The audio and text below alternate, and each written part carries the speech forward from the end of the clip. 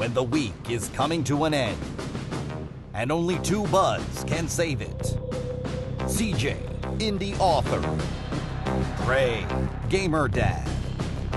They alone have what it takes to rescue your weekend. Nice. Anything else in gaming stuff that you're excited for? I heard that a game that I abandoned a very, very long time ago, No Man's Lie. No Man's Tears is another man's cry. No Man's Tears is coming out. Another man's cry, man. Yeah. I've played You're it. Still playing that game? I still played it. I've gone back multiple times, and honestly, it's getting better. Looking, gameplay, everything keeps doing this. And I'm honestly surprised that a company is consistently updating and upgrading their game pretty much free. And these are not small little, I just made a little tweak here, a little tweak there. You know, like, this does major changes. Major graphical improvements, major world improvements, quality of life improvements, more story.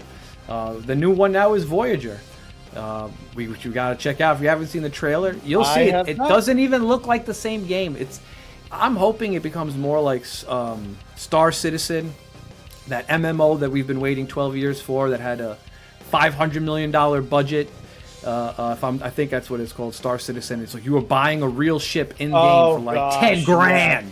The game, but it was like a super yacht. It's still going. Millions of dollars of backers, and still hasn't been released. Yep, it's still going. I've watched a bunch of streams on people playing it. It looks interesting, but I'm like, if No Man's Sky can keep going that direction, make more action, make more shooting, make more of other stuff to do besides just running around mining. For me, the mining it just gets redundant.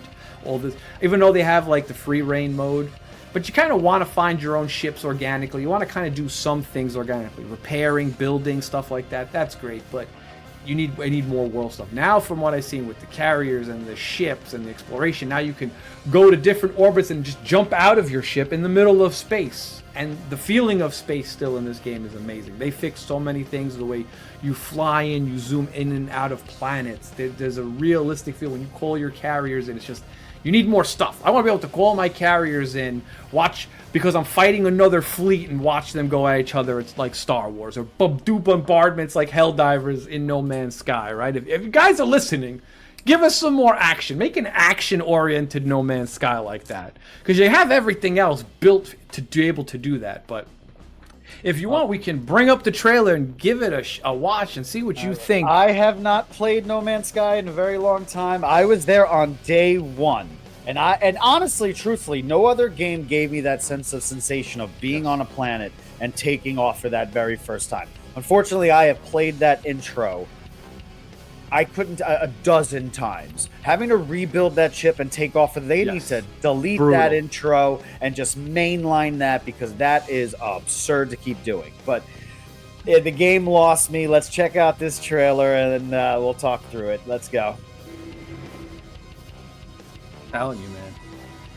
This is fun. It's all right. You're still running on the same spaceships. Yes. You do it, but the worlds have changed. The graphics, even this doesn't really show when it's actually on your screen. Like, it's nice. I get it. No, that's cool. It's starting to. It's the amount of ships, and now customizable ships. You could build your own style ship. It's where it's getting there. I think a company who hasn't stopped. They reach farther. All right, you can get out of your ships in space. Yes. This is new now, yes. While others sleep. Okay, you couldn't do that. I mean, I've put almost 400 hours already into No Man's Sky, so yeah. Whoa! Being able to jump out from orbit, yep. All right, now you can invade jump onto other ships like that. And I said the amount of customization now is really crazy. Is everything stupid expensive still, where you can't afford anything? It's honestly not as bad, and if you want, you do free mode where everything is free and you can build and have unlimited resources and money and just enjoy the game more. And I do that from time to time. I don't always like to have to. I have a main character with the main world because I put so much time into it. Which, if you jumped in with a new character, it's very easy to start. It really is now. They kind of direct you in the direction. You can now go inside your physical ship. Like, the game is changing and it's forever evolving. And this is one I of don't so wanna many patches. mine. I don't want to. Okay, but all this stuff looks cool. But what This do is you still do? mining. Yes, But what do that's you the do in problem. the between stuff, all the stuff looks I great. don't know. But what do you do? Tell me Which what is goes why- on. Mostly exploration and mining and building, and there's some fighting now. You have more things to fight. These weird robots on planets. You have more star battles with cruisers. You can actually go and raid ships, and there's a pirate area where more pirates are. So they're trying to make it more action oriented. This is the most action we've seen in No Man's Sky in terms of what they were able to do.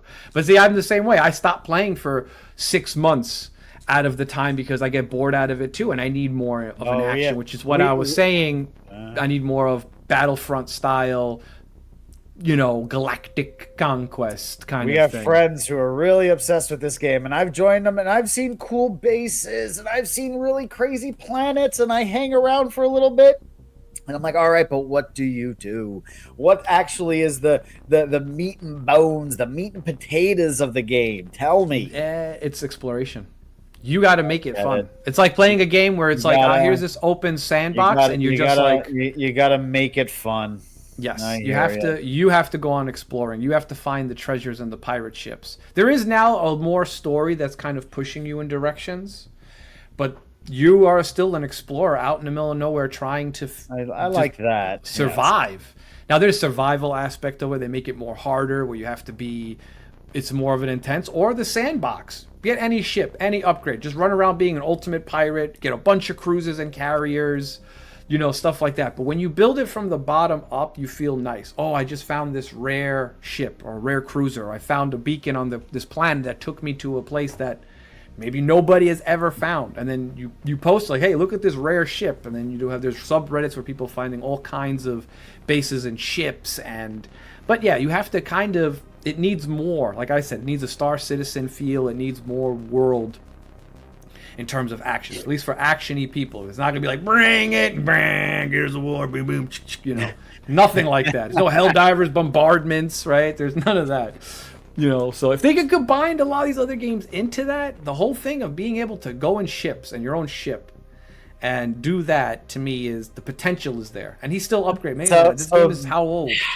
So this is the conversation and argument that maybe we might have, is the difference between a story-driven experience and a multiplayer experience. Now, just because a game you don't fight each other doesn't imply it's not a multiplayer game. Would you consider No Man's Sky now, especially, remember in the beginning, you couldn't even find another player in the There universe. was no other players. But now it's very heavily relying on other people for fun. You have entire centers. It's a multiplayer game. You can gather together and go out and do missions together out of a main central hub and stuff like that. This adds to the argument, has games lost that magic touch of story? I truly remember games from my past games that you and me both love. Games like Soul Reaver, when you load in that game and that disc went into that PlayStation for the first time, and that intro starts, that intro captivates you, that story pulls you in. In hindsight, you look back, there's been a remake of the game. It's a hard game to play. There's been a remake as a platformer action game. Maybe the remake might be worth us playing because. It's still the original game. It's still going to have that old PlayStation clunk. Yes. But that intro, do you remember the intro? Oh, yes. Oh, my God, sir. Soul Reaver had one of the greatest intros. And it's the actors. It's the voice actors. It's the dialogue. It was so complex for its time, and being a young person, it was kind of like, what? If you've never seen this, if you've never seen the Soul Reaver PlayStation... Spoiler on an intro. So it's the intro to the game. The PlayStation 1, if I'm not mistaken? They remade the intro for PlayStation 2 as well, but it's PlayStation. The original game is PlayStation 1. Soul Reaver 2 is PlayStation 2. This trailer is from the remake. Okay, excellent. It'll be a little bit better quality here. Let's give it a shot. The music, the dialogue. The clans tell tales of him. The clans know the truth. He was Razia once. As were we all. However, his contempt for humanity. Cain! Yeah, that's Cain, baby. And the man himself. Amrazia, firstborn of his and then listen. I that still became and my that brethren underneath, if born this in soundtrack wrath. is bar none, not even a soundtrack. It's a. You used to have the it's an figures, atmosphere. right? I used to remember his I still have figures. them. There Still you got them in go. the closet He somewhere. became less human and more, Oh, he became Divine. divine. Cain would enter the state of change and emerge Oh, with the a jealousy. He saw it. He was jealous. There you evolved. Dun, dun, dun. How dare you? until I have the honor of surpassing power. Oh man. Such amazing. Everything. The presentation, the score, the dialogue, Oh, precious dialogue. As a writer, And if you What never happened played the with first dialogue? game, you have no idea what's going on here. If you've never played Blood Omen for PlayStation when it first I launched, never it was like one of did. This was my the original introduction. games. Yep. this was my introduction. I never played Blood Omen For my transgression, on my transgression. I earned a new kind of reward. Oh, Oh, agony. Ooh, man. Come on. And now this description of what happens when he gets cast into this abyss is probably one of the greatest descriptions of pain and suffering. You There's know? only one possible outcome: my eternal damnation. Damnation. I, the ultimate sacrifice. Oh, Raziel. fate of traitors and weaklings, burn forever. Cast him in. Bowels of the lake of the dead. Cast him in. Ah, Oh, love and hate for Cain. Oh man, here it comes. So good. well, what happens to the bottom jaw? Burning They should have white seen hot like fire. they should have watched Into something the like depths of the ah. abyss. Unspeakable pain, relentless agony. Time ceased to exist. oh, beautiful. Only this torture and a deepening hatred. And you're a kid.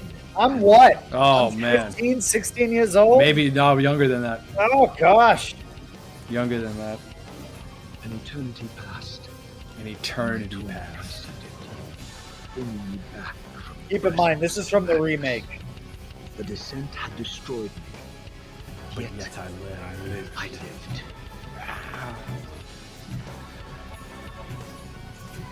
Ah, Cain. And then you get to see Amazing. the one. Oh, Raziel. Right.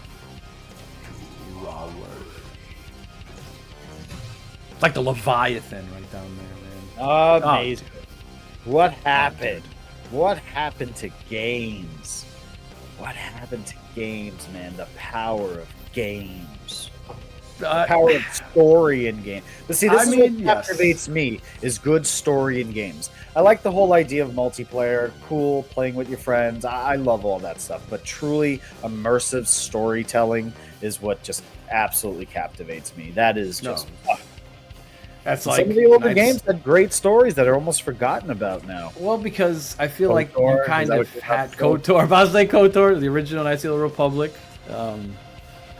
That game was incredible. Bastila, the whole story dynamic, Revan. Whole story.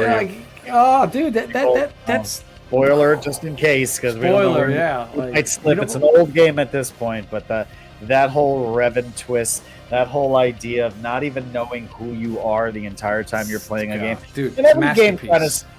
kind of starts out like that. Like, oh, you forgot your past. You're just this bumbling soldier on a spaceship. You know, here's a blaster. Here's this weird sword for some weird reason why people have swords. Yes. Swords anywhere. But great game, great experience. The sequel, I know everyone says it's a hidden gem and a lot of that. It was rushed. There was a rush. Yeah, It was there was a rush developed job to it. game. I know that there's a lot of mods out there to make full experience game. See, this is another question. Like, if a game needs to be modded out, like so. There's a game coming out soon that I want to be excited for, but I am not, which is Masquerade Bloodlines 2. I want to be excited for it, but it's been in turmoil. And the original Yes. game needs to be modded to all high hell just to be playable. Every time it pops, it's still on my Steam wish list. And every time it pops up on sale for I $10, know. and it never goes lower than $10. But every time it pops up, I'm like, I want to buy it, but I don't want to go through The hard. the trouble of hard- modding it and all that. But it was Yeah, a great game. it's- I remember playing that at your house. That was a Dude. great game. That had a great vibe, great feel. It used the Source engine. You know, don't think it should have waited. It needed more time to build the game, momentum. You were also competing with other big games at the time, other Source games that Valve was pushing their own. Again, Half-Life 2, they started with the expansions. Counter-Strike Source. They were pushing a lot of their Source products out there, right? You played a lot of And then- Counter-Strike, right? Oh, dudes, hundreds and hundreds of hours of Counter-Strike Source. Counter-Strike Source, when it came out, I used to play religiously. I stopped after Source. After it got to a point, I kind of, I grew out of that trend of games. But then, that's like, everything else. I was into shooters a lot. Battlefield 1942, the original Call of Duty. Like, we're talking the World War II ones, not like, yeah. Well, those first few were great. Modern Warfare. Modern Warfare 3 up until a certain point was great. When the guy comes out on the plane, shoots the guy, spoiler alert, shoots the guy in the head, and you have to get burned alive, and you see all that perspective, and no Russian, like those were amazing things, even for a shooter to be able to immerse you into the world. Now we'll see what happens, because like I said, there's something to be told for those kind of games that you said, the single player versus the multiplayer, right? Like, if you World of Warcraft, let's just say, or Guild Wars 2 or even Guild Wars 1, Guild Wars had a story and a push towards something. Yes. World of Warcraft is still running till this day, and there's probably over 1 million active players, if I'm not mistaken. Did you ever play WoW? I did play up until the Burning Crusade, and then I stopped. But that was not the first MMO. Was Star Wars Galaxies. I remember those days. If you remember Star Wars Galaxies, to me was a great MMO. Because it was an open world. You had to build your own villages. You had to create your own weapons and resources. You didn't have a good experience because you played with certain people. But I had a great experience. I had a great experience the second time I loaded in. So the first time I loaded in, I know, because of a great friend of ours. I love this guy, but he made me play as a specific race that just got endlessly tormentedly made fun of. The little Bothans. Remember the Bothans? This is another weird thing about the Star Wars movies. Remember how they said a lot of Bothans died in the search of these plans when they were doing the whole Death Star thing? We never see Rogue One, you never see these little tiny wolfmen. But yeah, the first time I played it, I picked the wrong character. I loaded in as an Imperial. I walked into the wrong part of town and it was not fun. Yeah. Rebels versus Imperial, man. I mean, that's the second time when I recreated my character as a human. I loaded in, and I came across a lot of cool people back then, man. A lot of cool people you introduced me to. Out of no Doom Clan. We had to traverse, vast distances. I had no mounts. So like, here you go. Here's a speeder. Here's a community, baby. There you go. And it was great community, great atmospheres. There were some things I don't dig. Like there was one point I came in, and you're like, oh, it was like a royal. Those were they were role players. You're like, this is the queen, man. You got they're role players. You have to don't mess around. This is serious. And I'm like, come on. It's role playing, because if you're gonna play these kind of games, there's nothing to create a story and characters. You are the story. You are the character. Right. You don't want if you're gonna. You be the character. You want to be Revan? Be the Revan. You want to be the Bastila? Be the Bastila. You want to be the shepherd? Be the shepherd. But you have to create. You want to be a dancer? There's a you bunch have to of create a roles, mystique. Yeah, and honestly, it was mostly older people playing because you had the monthly fee. These are people who played Ultima Online, who played a lot of games that were monthly fees. It was hard for us kids to get money to do a game for monthly. My parents didn't understand. Like, you want to what? You want to play a game and it costs how much a month? What? I bought you the game already. Do you remember? $20, $30, $20 a month. We bitch about Netflix subscription. Maybe more. Prices. I honestly I don't remember. Maybe it's a good more. thing to look up. Yeah, I'll check that out. That's funny. What was the original monthly fee for? And it was a Sony Online Entertainments. That was it. SOE. Good times, old times, man. Good times and old times, my friend. Yep.